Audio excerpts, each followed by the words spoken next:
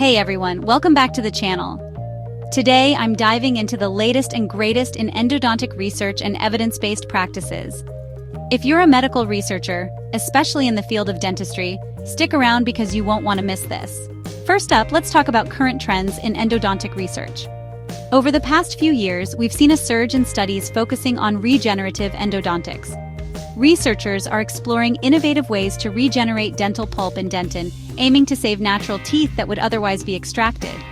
This shift is moving us closer to truly biological solutions, which is incredibly exciting for the future of endodontic therapy. Now let's delve into systematic reviews and meta-analyses.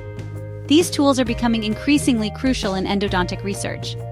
By pooling data from multiple studies, systematic reviews and meta-analyses provide a higher level of evidence, helping us to draw more reliable conclusions.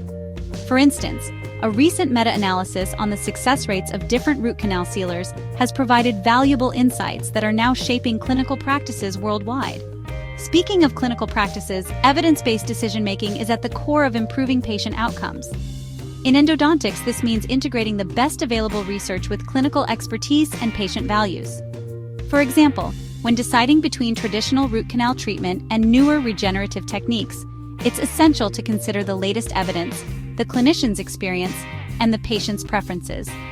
This holistic approach ensures that each patient receives personalized care that's both effective and aligned with their needs.